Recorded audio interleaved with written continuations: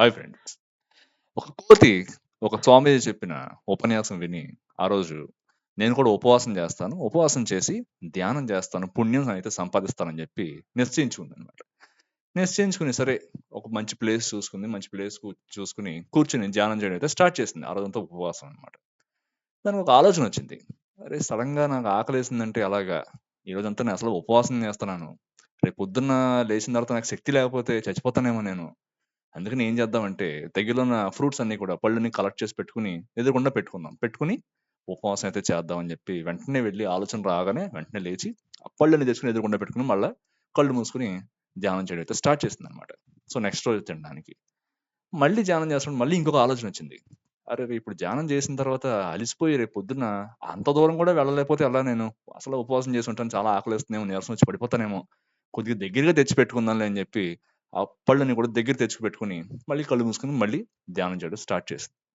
కొంతసేపయిన తర్వాత మళ్ళీ ఇంకొక ఆలోచనొచ్చింది. రేపు పొద్దున ఉపవాసం చేసి నేను లేచేటప్పటికి అసలు లేవలేకపోతానేమో. దగ్గరున్న పళ్ళు కూడా తీసుకోలేకపోతానేమో. నోటి దాకా కూడా ఇట్లా పెట్టుకోలేకపోతానేమో. అయ్య బాబోయ్! ఏం చేయాలి అని చెప్పి మళ్ళీ ఎందుకొచ్చిందని చెప్పి ఆ పళ్ళు కొద్దిగా జాగ్రత్తగా కడుక్కొని నోట్లో పెట్టుకొని ఉపవాసం చేద్దాంలే, ధ్యానం చేసుకుందాంలే అని చెప్పి అవన్నీ నోట్లో పెట్టుకొని ఉపవాసం చేయడం. లేకపోతే మళ్ళీ ధ్యానం చేయడం మొదలుపెట్టింది. కొంతసేపయిన తర్వాత మళ్ళీ ఆలోచనొచ్చింది దానికి.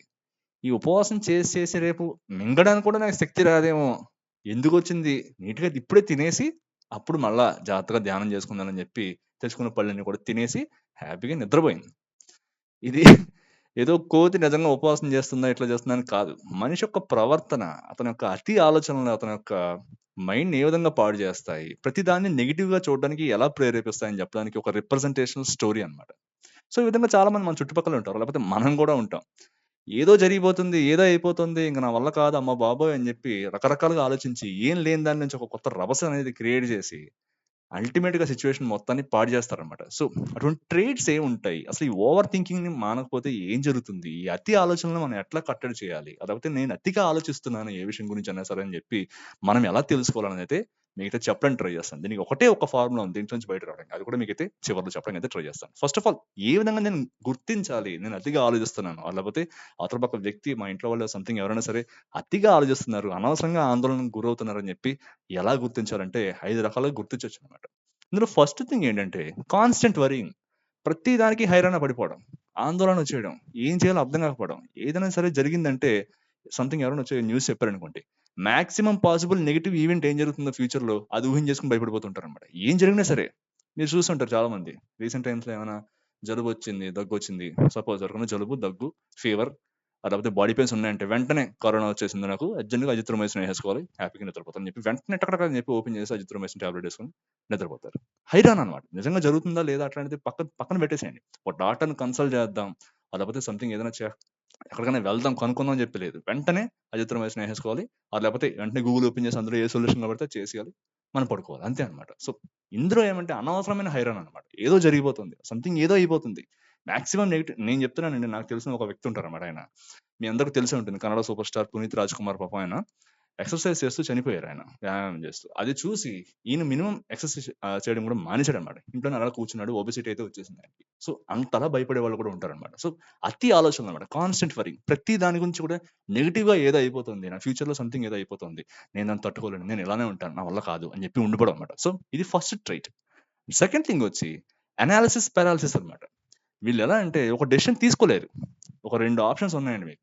ఒక బైపీసీయో మీ పిల్లాడిని ఒక బైపీసీలోనో, ఎంపీసీలోనో జాయిన్ చేయించాలన్నమాట. గంటల తరబడి ఆలోచిస్తారు. రోజులు, నెలల పాటు ఆలోచిస్తారన్నమాట. ఏం చేయాలి? ఏం చేయాలి? 100 మందిని అడుగుతారన్నమాట. 100 మందిని అడుగుతారు. 100 మందిని అడిగినా సరే వాళ్ళతో సాటిస్ఫై అవ్వరన్నమాట. మళ్ళా 101 వాడిని కూడా అడగాలన్నమాట. సో, అడిగిన తర్వాత అప్పుడు కూడా ఒక నిర్ణయం అయితే రాలేరన్నమాట. అంతమందిని అడిగా ఫస్ట్ ఆఫ్ ఆల్ మీ పిల్లని గాని, లేకపోతే మీ పిల్లని గాని అడిగావా? ఏం చదువుతావు నువ్వు అని చెప్పి. ఏమో వాళ్ళకి ఎంపీసీ వద్దు, బైపీసీ వద్దు, సీఈసీ చదువుతారేమో ఎవరికి తెలుసు?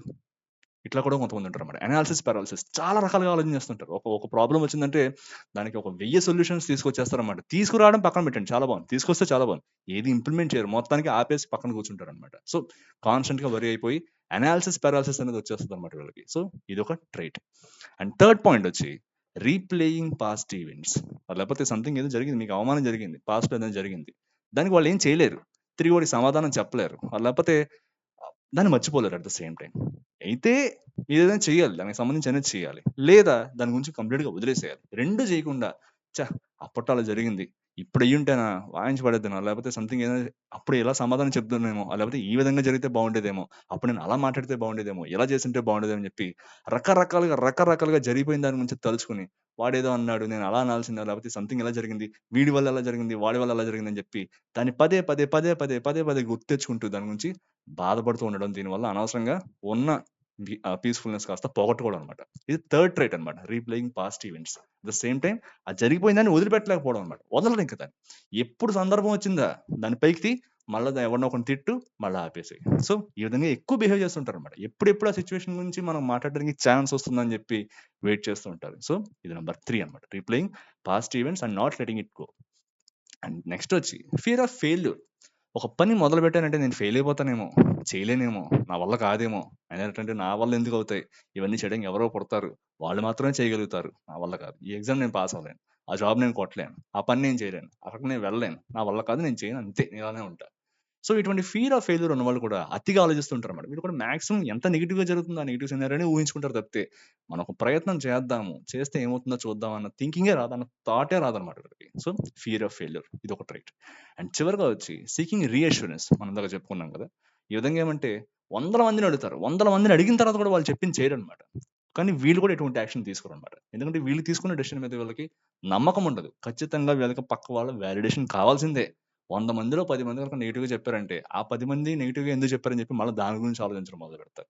సో, ఖచ్చితంగా వీళ్ళు తీసుకున్న ప్రతి డెసిషన్‌కి, వీళ్ళు తీసుకునే ఏదైనా ఒక చిన్న నిర్ణయం దగ్గర నుంచి ఏదైనా కొనాలి, లేకపోతే ఎవరన్నా ఏదైనా చేయాలి, సంథింగ్ ఏదైనా ఒక పెద్ద ఫంక్షన్ దాన్ని చేయాలి. ప్రతి దానికి కూడా పక్క వాళ్ళ వాలిడేషన్ వీళ్ళకి కావాలి. వీళ్ళకంటూ ఒక సాటిస్ఫాక్షన్ అనేది ఉండదనమాట. పక్కవాడు ఏదైనా మంచిగా చెప్తే హ్యాపీగా ఫీల్ అవుతారు. ఎవడైనా అంటే, "అరేంట్రా వాడు అలానే చేసాడు. వాడికేం లేదురా, నా గురించి వాడికేం తెలుసు" అని చెప్పి మళ్ళా వాడిని తిట్టడం మొదలుపెడతారనమాట. సో, ఈ రీఅష్యూరెన్స్ గ్రూప్ అనేది కూడా ఒకటనమాట. సో, ఇదొక ట్రైట్. సో, ఈ విధంగా ఇన్ని ట్రైట్స్ కనుక మీలో ఉన్నాయి, లేకపోతే ఇందులో 1 ఆర్ 2 అన్నా సరే మీలో ఉన్నాయంటే మీరు ఖచ్చితంగా అతిగా ఆలోచిస్తున్నారు. దీన్ని ఎట్టి పరిస్థితుల్లో అవాయిడ్ చేయాల్సిన అవసరం అయితే ఉందనమాట. సో, ఏమవుతుంది ఇంతలా ఓవర్ థింకింగ్ చేస్తే ఏమవుతుందంటే ఏం లేదు. యాంక్సైటీ అండ్ స్ట్రెస్ పెరుగుతాయి. దాని మూలంగా బీపీ అనేది ఖచ్చితంగా వస్తుంది. నెక్స్ట్ వచ్చి మీకు డెసిషన్ ఫ్యాటిగ్ అనేది వస్తుందనమాట. ఒక డెసిషన్ వెంటనే తీసుకోలేరు. కొన్ని కొన్ని సిట్యుయేషన్స్‌లో ఒక డెసిషన్, ఒక నిర్ణయం అనేది నిమిషాల్లో తీసుకోవాల్సి వస్తుంది. అటువంటి సిట్యుయేషన్స్ కూడా వస్తాయి లైఫ్‌లో. అటువంటి సిట్యుయేషన్‌లో మనం పారాలిసిస్ వచ్చినట్టు అయిపోతాం అనమాట. ఒక నిర్ణయం తీసుకోలేం మనం.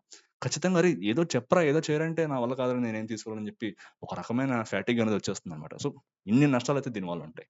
లేకపోతే మీకు ప్రొడక్టివిటీలోనే అసలు క్వాలిటీ అనేది తగ్గిపోతుంది. మీరేదైనా పని చేస్తున్నారనుకోండి, ఈ విధంగా అతిగా ఆలోచనలు పెట్టుకొని ఆ పని గురించి మీకు ముందు గనుక వెళ్తున్నట్టయితే, ఖచ్చితంగా మీరు చేసే పనిలో అవుట్‌పుట్ అనేది క్వాలిటీగా ఉండదు. మీకైతే ఎవరైతే మీకు ఆ పనిచ్చారో ఖచ్చితంగా మిమ్మల్నయితే తిడతారనమాట. సో, ఈ విధంగా చాలా నెగెటివ్ ఇంపాక్ట్స్ అయితే ఉంటాయి. ఈవెన్ రిలేషన్‌షిప్స్‌లో కూడా మీరు ఈ విధంగా గనక అతిగా ఆలోచించుకుంటూ, లేకపోతే మీ యొక్క భాగస్వామి గురించి అతిగా ఊహించుకుంటారు, లేకపోతే అతిగా ఎక్స్‌ట్రీమ్‌గా ఆలోచనలు చేస్తున్నారంటే ఖచ్చితంగా రిలేషన్‌షిప్స్ కూడా పాడవుతాయి. సో, దీంట్లోంచి బయటికి రావాలంటే ఒకటే ఒక స్టెప్ అనమాట. ఏం లేదు ఇందులో చేయాల్సింది. మీరేదైనా పని చేయాలనుకుంటున్నారు, అప్పటికప్పుడు దాన్ని చేసేసేయండి. ఒకసారి ఆలోచించండి. ఇద్దరు ముగ్గురిని సంప్రదించండి. ఇది కరెక్ట్ అని మీకు అనిపిస్తుందా? చేసేసేయండి. లేకపోతే వదిలేసేయండి. అండ్ సెకండ్ మీరు చేయాల్సిందేమంటే, ఆ వదిలేసిన దాని గురించి ఆలోచించకుండా ఉండటం. ఈ రెండే మీరు చేయాల్సింది. ఇంతకు మించి ఏం లేదు. మీరేదైనా పని అనుకుంటున్నారు, చెయ్యండి. చెయ్యలేదా, దాని గురించి ఆలోచించడం మానేసేయండి. ఈ 2 గనుక చేశారంటే అతి ఆలోచనలు మీకసలు మీ చుట్టుపక్కలకి రావు. మీరు ఆలోచిద్దామన్నా సరే రావు. ఈ 2 గనుక గుర్తుపెట్టుకున్నారంటే ఖచ్చితంగా మీరు అనుకున్న దాంట్లో మీరు విజయం సాధించగలుగుతారు. ఇటువంటి అతి ఆలోచనలన్నీ పక్కన పెట్టేయగలుగుతారు. సో, మీరు చేయాల్సిందేంటంటే ఏదైనా పని చేయాలనుకుంటున్నారు, చేసేసేయండి. లేకపోతే మీకు సంథింగ్ ఏదో డౌట్ ఉంది, ఇద్దరు ముగ్గురిని అడిగి కన్సల్ట్ అయ్యి వెంటనే ఒక నిర్ణయానికొచ్చి తీసుకొని ఆ పని చేసేసేయండి. లేదా ఆ పని చేయలేదు, నేను చేసుంటే బాగుండేదేమో, అయ్యో చేసుంటే ఇప్పుడు ఇలా ఉండేవాడినం, చేసుంటే అలా బాగుండేదేమో, అప్పుడు ఆ మాట అనుంటే ఇలా ఉండేదేమో, ఆ మాట అనలేకపోతే ఇలా ఉండేదేమో అని చెప్పి ఆలోచించడం మానేసేయండి అన్నమాట. ఈ రెండే మీరు చేయాల్సిన పనులు. సో, ఈ విధంగా చేశారంటే ఖచ్చితంగా మీ యొక్క అతి ఆలోచనలు మీరైతే కంట్రోల్ చేయగలుగుతారు. సో, మరో వీడియోలో మళ్ళీ కలుసుకుందాం. అంతవరకు టేక్ కేర్. బాయ్.